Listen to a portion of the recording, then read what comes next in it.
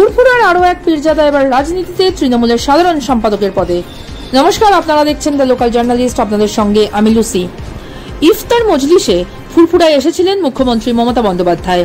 তারপর থেকেই ফুরফুরার পীরজাদা কাসেম সিদ্দিকীকে তৃণমূলের বলয়ে দেখা যাচ্ছিল। পার্ক সার্কাসে ফিরহাদ হাকিমের ডাকা ইফতার পার্টিতে মুখ্যমন্ত্রীর সঙ্গে একই সারিতে দেখা গিয়েছিল নওশাদ সিদ্দিকীর সম্পর্কে ভাই কাসেম সিদ্দিকীকে। সেই কাসেম সিদ্দিকীকে দলের সাধারণ সম্পাদকের পদে নিয়ে এলো তৃণমূল কংগ্রেস। ফুরফুরার পীরজাদাদের মধ্যে তোয়াহা সিদ্দিকী সরাসরি রাজনীতি না করলেও মাঝে মধ্যেই রাজ্যের বিভিন্ন ইস্যুতে সরব হন। তার পাশাপাশি আরও এক পীরজাদা নওশাদ সিদ্দিকী ভাঙড় থেকে আইএসএফের বিধায়ক। এবার রাজনীতিতে চলে এলেন নওশাদেরই সম্পর্কিত ভাই কাসেম সিদ্দিকী। সোমবার তৃণমূল কংগ্রেসের পক্ষ থেকে কাসেম সিদ্দিকীকে দলের সাধারণ সম্পাদকের দায়িত্ব দেওয়া হয়। পীরজাদা থেকে একেবারে অন্য ভূমিকায় এবার কাসেম। সোমবার ফুরফুরায় বসে কাসেম সিদ্দিকী বলেন, মানুষের জন্য কাজ করতে রাজনৈতিক দলে তিনি যুক্ত হয়েছেন। 28 বছর ধরে তিনি ধর্মসভা করেছেন এবং বুঝেছেন মানুষের জন্য কাজ করতে গেলে রাজনৈতিক দলে যোগ দিতে হবে। তৃণমূল কংগ্রেস, মমতা বন্দ্যোপাধ্যায় এবং অভিষেক বন্দ্যোপাধ্যায় তাকে যে সুযোগ করে দিয়েছেন তার জন্য তিনি তাদের ধন্যবাদ জানিয়েছেন। উল্লেখ্য, হাওড়ার আনিস খানের মৃত্যু থেকে শুরু করে মালদার আফরাজুলের মৃত্যুর ঘটনার প্রতিবাদ করতে দেখা গেছে ফুরফুরার পীরজাদা কাসেম সিদ্দিকীকে। ফুরফুরা উন্নয়ন পরিষদের কাজ, ফুরফুরা গ্রাম পঞ্চায়েতের দুর্নীতি নিয়েও সরব হতে দেখা গিয়েছিল কাসেম সিদ্দিকীকে। এবার কি জানালেন তিনি, শুনে নেব।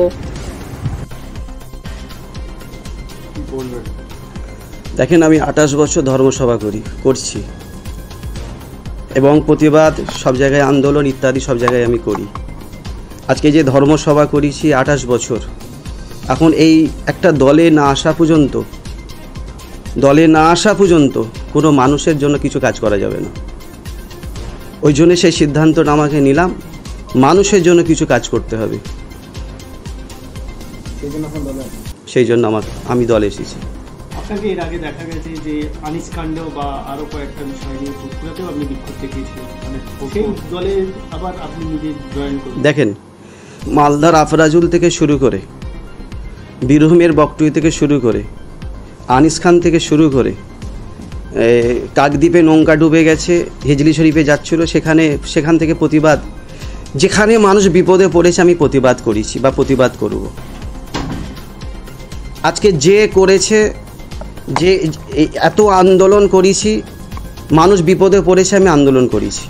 আগামী দিন যদি কোনো মানুষ বিপদে পড়ে আমি অবশ্যই আন্দোলন করব।